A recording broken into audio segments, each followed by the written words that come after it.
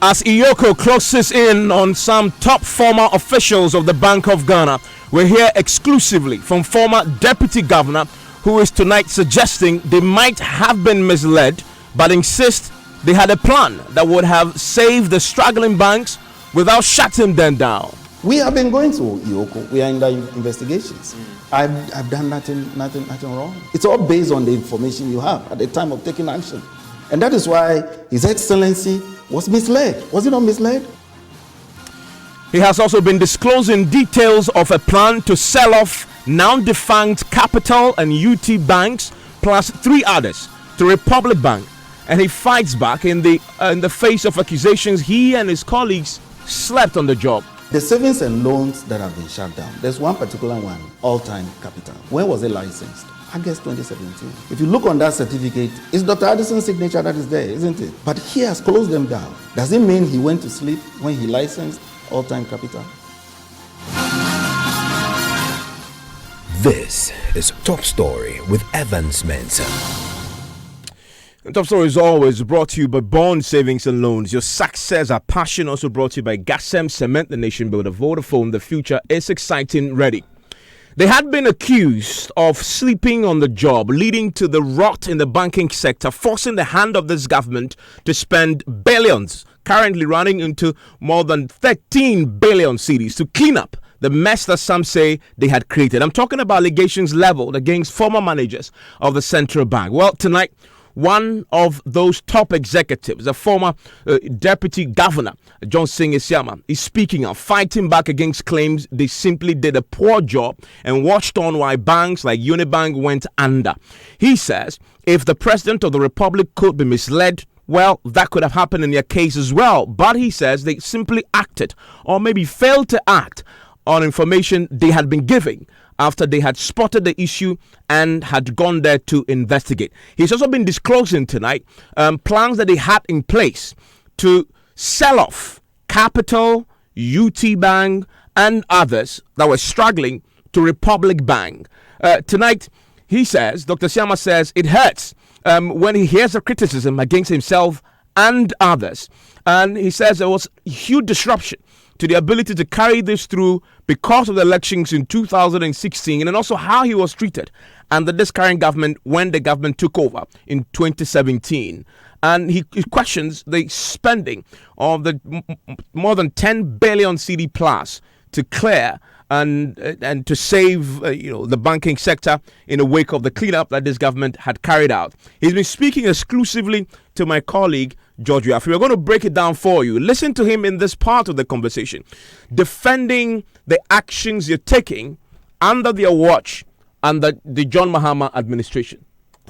People talk about, the former guys, they messed up the system and blah, blah. I listened to that. You went to sleep. My brother listened. I listened to some of that. And I'm going to tell you about some of the things I did at the Bank of Ghana, which people don't know. And I'll say it. It hurts. Are you understanding? When you think that you give your all. And me personally, don't forget, I was in office for just 7 months when the elections came and we lost. And you remember, as soon as the elections were concluded, they sent word that we should not hold any policy meetings again. Are you understanding? And so there were no more board meetings. There were no issues to do with policy. And it was difficult to say this is policy or this is operational. So more or less we became a sitting duck. And don't forget, the new Bank of Ghana Act had made it that our board was no longer sitting every month. So our board has sat the last time in October. So November, there was no meetings, and yet there were outstanding issues that you would have wanted board to look at for you. But because one of those issues was to deal with these banks. Exactly. That has already been prepared. Exactly, that has already been prepared. So I'm saying the disruption, the transition, the changeover has not been handled well. Even if you ask me to go out of office or the previous guys to go out of office or whatever, still have that working team so as to be able to get a sense of what we're going to do, and then you might decide to do it or to leave it. If they had met us to discuss what we can do about this, one of the things we would have told them would be that, look, April 2017 is a watershed. It now makes it mandatory for us to implement the law. 100%. And therefore, do everything. Otherwise, almost all the banks, a good number of them are going to become insolvent, and you don't want to go that path. Therefore, the issue of the bond that they did to clear the $10 billion, we would have told them that, look, do everything possible to get that $10 billion to clear the arrears, so that a good number of them would have come back into solvency. Then you can focus on the individual ones in terms of what they did and whatever they did not. And trust me, those idiosyncratic factors, we didn't know about it. But Doc, don't you think that if regulation was apt, we wouldn't have gotten to this stage for these actions to be taken? And that is the claim and the charge on you and your team, that Doc and his friends went to sleep on the job, and that is why we are facing these problems. George, we have the police, but don't we get crime every day? I'm asking you. Do we say because we have the policemen out there, we're spending so much money on them, so therefore there shouldn't be murders and rapes and what have you? They still happen. But Doc, one would say no, I'm coming to that. I'm coming to that. Now, the savings and loans that have been shut down, there's one particular one, All-Time Capital. When was it licensed? August 2017. If you look on that certificate, it's Dr. Addison's signature that is there, isn't it? But he has closed them down. Does it mean he went to sleep when he licensed All-Time Capital? I mean, that's the nature of things. Are there not issues that probably the president would have said, I was misled, or I did not have enough information at the time? There's something called asymmetric information and how it impacts on leadership. You take decisions based on the information that is available to you. And there's always a chance that something will slip through your fingers. It doesn't mean that you are complicit, you were intentional, you were whatever. It only means that you were driven by some other bigger picture. There was some other information that you did not have at the time, and that is why you allowed it. So that's why the central bank has the power that even if I give you a license and then I notice that there was something else for which you shouldn't have gotten it, I have the power to come back and demand it and to call it back. Are you understanding me? So that was exactly what happened. Yes, there may have been some this, some that, but how would I know? How would I know? Otherwise, there wouldn't have been crimes. If His Excellency the President can be misled, I mean... In the Bank of Ghana's case, were you misled on these things? Were false information given to you? Because, again, I mean, I asked myself if these numbers that are being reported today are true. And I'm just saying that if they are true, this didn't happen just a day. These are regulatory requirements, reporting issues that would always be flagged at supervisory level every day. We have to take those individually. And let me give you an instance when I say leadership is such that it's based on what information comes to you. Now, he also confirms that Iyoko has been speaking to him and his other colleagues. He's been visiting Iyoko as Iyoko probes their involvement, the former administration's involvement. Those at the helm of affairs at BOG at the time when a lot of these alleged banking malpractices happened. He confirms that Iyoko has been probing that. He's been appearing before the Economic and Organized Crimes Office. He maintains his innocence, but also details a bit more into detail what they were doing to approach this whole banking crisis that were brewing differently.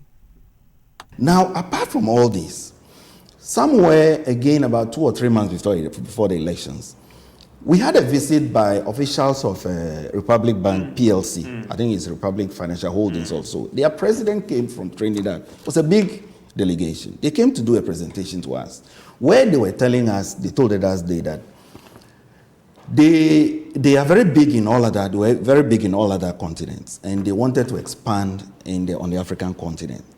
They have decided to use Ghana as a hub. And so their idea was to purchase about 5 banks in Ghana and add these banks to HFC, which they had bought at the time. So when they do that, more or less it becomes like an organic growth. Already they are so big, it's the hub, and then they can now launch into Nigeria, into Sierra Leone, into Gambia and whatnot. And so that day when I heard that thing, when we finished, I told the governor, I said, this is the solution we've been waiting for. And so banks like Capital and these other people, it was in my mind that worst case, We just give them to Republic Bank. And in fact, at that meeting, they told us they wanted to start with 2 banks, and that is UT and Capital Bank. And then after that, they add the other 3. Formal proposal? They made a formal proposal. They actually started, in fact, in the team, they brought somebody who was going to start the due diligence on UT Bank the following Monday. And so they said they wanted us to talk with Capital because when they acquired HFC Bank, there was a lot of reputational issues. If you remember that time, people were against. They said foreigners coming to take over Ghanaian banks and whatnot. It affected them reputationally. So they said they didn't want the takeover of Capital to be confrontational. So they wanted us to talk to the owners, so that the guy can move to do the due diligence there too after UT. And we actually called the shareholders of Capital. I did. And I told them, there are these big people in town, given the difficulties you are having, sell off, sell off, and then we won't have to make use of, if it comes to liquidation or whatever, I won't have to resort to, taxpayers' money. We'll be able to deal with the problem. Now, they finished the due diligence on UT, but that was about a week to the elections, and certainly everything came to a virtual standstill. The UT Bank, the main shareholders, they approached them and they said they were traveling, etc. And so the idea was to continue it after the elections. But certainly, when government changes, every investor wants to wait. Are you understanding me? So you will notice that before Capital and UT, after they were closed, before it was taken over by GCB, the Republic Bank also submitted a bid. I have copies of that bid. If you look at their bid was even better than GCB. But the only reason why GCB got it was that government felt, GCB is like local more pro local government, exactly, and then so they may not just close down. No, they felt that GCB would not, lay off too many people compared to a private sector player who may just take over and just lay off people. That was the thinking, and that's why we gave it to GCB. But I'm telling you, at the time, yes, I was still in office. However, my position was changed. I no longer had supervisory authority over the banking sector or whatever. So I had to just flow with the wind. But if we had continued, there's no way we would have given that to GCB. We would have given UT and Capital to the Republic Bank people because they actually had appetite for 3 more banks, Ghanaian banks aside that. These are things, looking back, that we, the former leadership and the current ones, would have sat in a room like this and exchanged ideas. It doesn't take away the opportunity to investigate anybody. We have been going to Ioko. We are in the investigations. It doesn't take that away. Are you under investigations? We are. Are you under investigation? I've gone to Ioko. I've gone, and anytime. Have they found anything against you yet? I've done nothing wrong. Anything I did was in the interest of this country, and was based on the information at my disposal at the time. And as I'm telling you, every leader suffers from this problem of information asymmetry. It's all based on the information you have at the time of taking action. And that is why His Excellency was misled. Was he not misled? He took action based on the information at his disposal at the time. It's easy for leadership to be misled. That's the reality. That's why I'm telling you, All Time Capital was licensed August 2017. If you look on their certificate today, you will see the signature of Dr. Addison there. Does it mean Dr. Addison was fraudulent?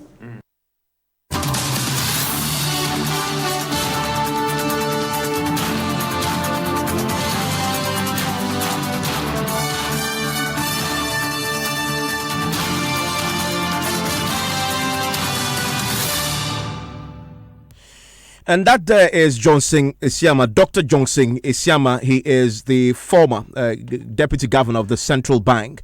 We're going to a bit more of what he told George Yafe about the first time they realized that there was something wrong with Unibank, which is now defunct, and what he did about it in terms of probing his own suspicions and what he calls a tip-off that he has received. And then he also goes into detail and what they also started doing about Mengs Gold and how when he was out of office, this current administration, the BOG, failed to follow up on some of the work they had started, which may have resulted in how Men's Gold became such a big crisis. More on that shortly, but I want to bring in, Mr. Chiahene, who's joining us on the telephone line right now. He's a banking consultant who's been listening to the former deputy governor's reactions to, criticisms that the former BOG officials may have been complicit or slept on the job. Mr. Chiahene, what's your reaction to what you just heard there being articulated by Mrs. Yama? I think he's very good in delivering.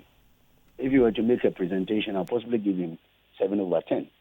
But you see, what I find him quite incredible is that the 23 savings and loans and finance houses that were closed, could you believe that? Could you believe out of the 23, 12 were licensed between 2015 and 2017? And then you want to prove alibi that you were a boss, so it comes to your table, information asymmetry, you sign. If you go to any good court, you can't prove alibi. You see, in Latin, there is what is non ex factum. It is not, you're saying that it is not your deed. But once you append your signature, it makes you liable on the document. So for me, whether it's information asymmetry or whatever happened, what I'm saying that you should take their time when they are signing document and read and go behind it. I mean, 13 out, it's in front of me. If you like, I can enumerate them to you. Let's go through it. Alpha Capital was licensed 2015, closed down 2016, All Time 2017, 2018, Adam 2016, 2018, Ascent 2012, 2017, ASN 2014, 2016, Legacy 2016, 2018, Commerce Savings 2016, 2017, Dream Finance 2015, 2019, First Class 2014, 2019, Global Access 2009, 2016, GN upgraded from Savings and Loans 2014, closed down 2019, ID Finance 2014, 2018. I mean, if somebody like Dr. Johnson Siama, if he was given the responsibility, then it means he has failed. Because, you see, you're having at least what happened to 23, I can say close to 50% were not up to the test. If you look at the core principles of banking supervision, 2012, Principle 5 says that whenever you are licensing an organization, there are criteria you follow. Core principles of effective banking supervision, Basel Committee 2012. It lists out the principles. And all these things he's saying, due diligence and all these things, were not proper done. You remember capital. There were no capital verification. There were no authentication of the capital. And there were no even certification of capital. Do you accept his suggestion when he invokes the president of the land that, yes, he was misled once? And so, yeah, I mean, anybody could have been misled. And that, yeah, we have the police, but there's crime. And so what's the suggestion there? That because you have the police, there's never should be a crime? He seemed to say that because banks went under, it's unfair to suggest that they simply did wrong because banks went under their watch. What I'm saying is that you are upgrading a savings and loans based capital. You're upgrading GN. You need to do more diligence on it. I mean, financial diligence, personnel diligence, even technological diligence.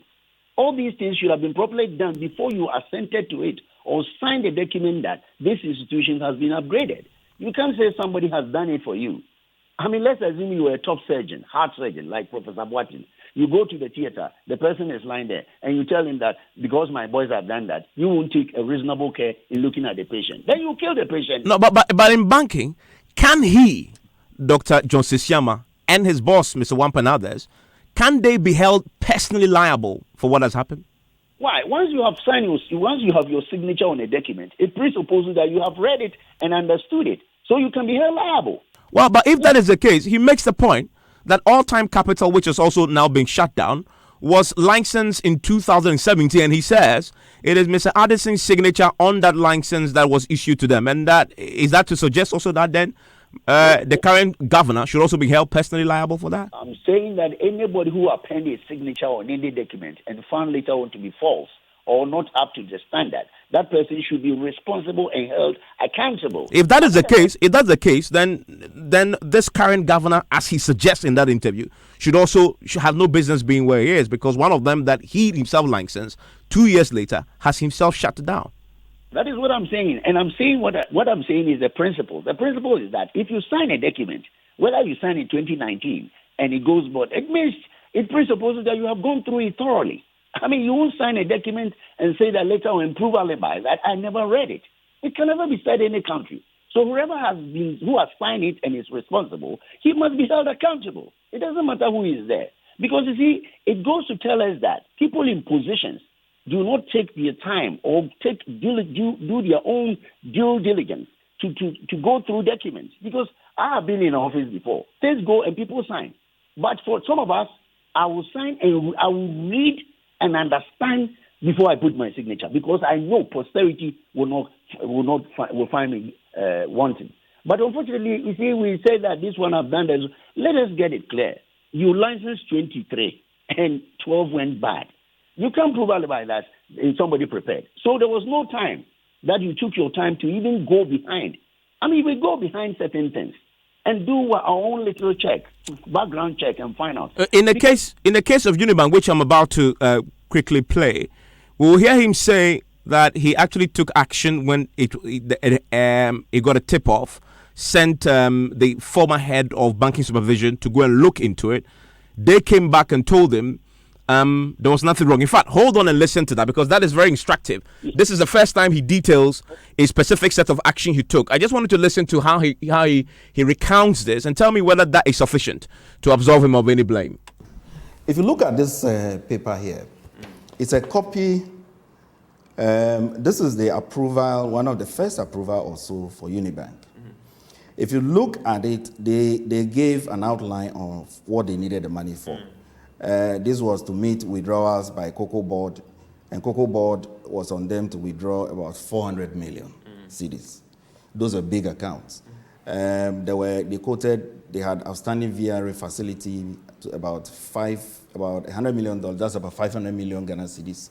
They needed some payments to be made to EDC and also made to Data Bank, and that alone was about 100 million cedis.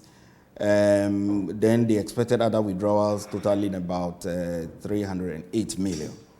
So in all, that totaled around 900 million. And out of it, our people advised about half of that. So I saw this document, and then I knew that there was a demand, there was a problem at Unibank. They needed to meet all these. Are you understanding it?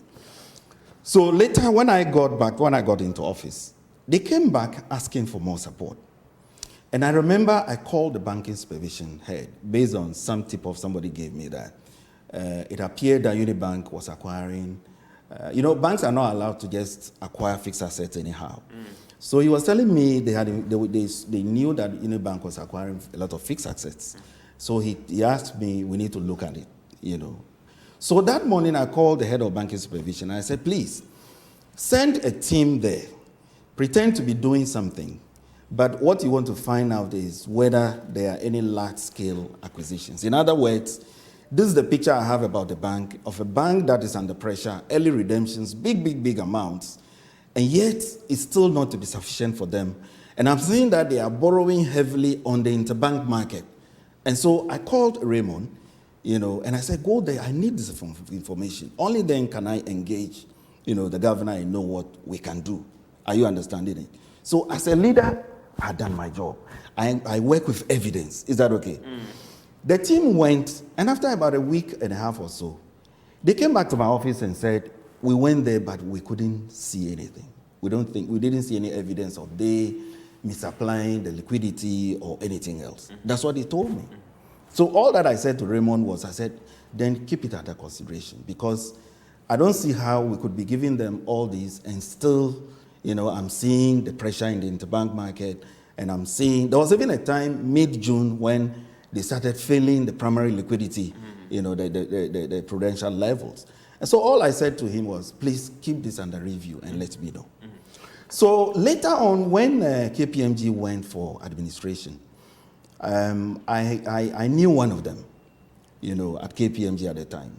And so I called him and I said, please, can you tell me that it's possible I would send my staff based on the tip-off I had to check whether, the liquidity was being used, efficiently or not. And yet they came back to say they didn't find it. Is that possible?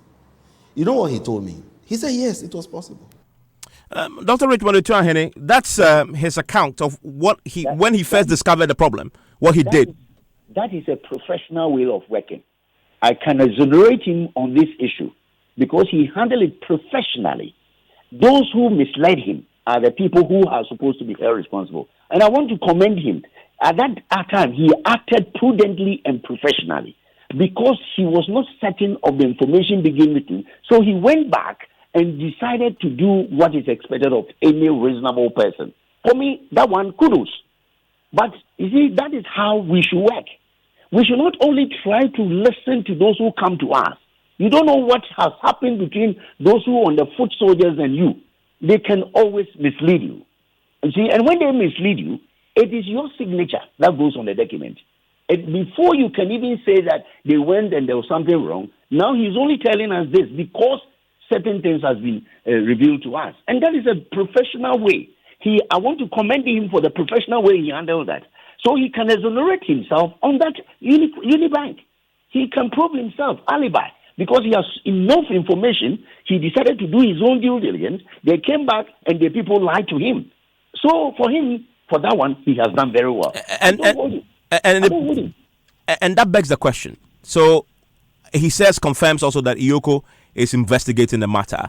And from what you've just observed, there are people who may have given him information that didn't turn out to be. Yeah. So what should happen now? What do you expect out of this EOCO probe?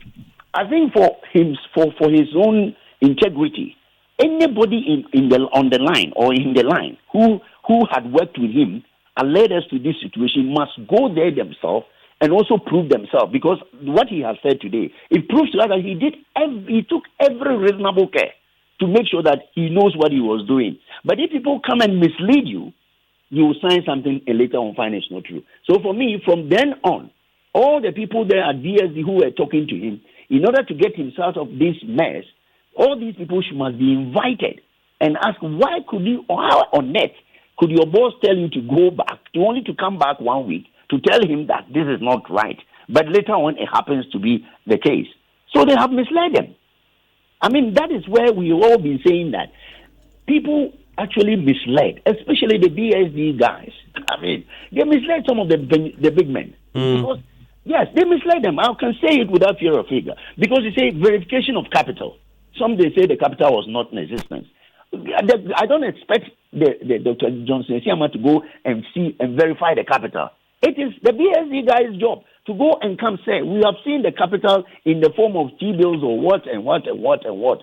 So please, this is the evidence. Now you can sign. But if they come and they prove themselves that they are all that they are, they have the authority to mislead, they will mislead you. And Ghana people can mislead you. But when you sign, the problem is now it's between your word and the court. The court will ask you, why did you sign? Then you tell them that because I don't work alone, I work through people. These people misled me. And then those people can be brought inside the net. Yeah. Because, yes, if you're going to charge him, as if it was a murder, let's say it in America, it's a murder, it can change in manslaughter, and the people will be substituted for it. And this is what happened. Yeah, Dr. Richmond Otuahene, I'm grateful that you join us with your thoughts. You want to stay with us because business has far more on this as we begin to appreciate how things operated under the former regime at the central bank. News Night starts right now.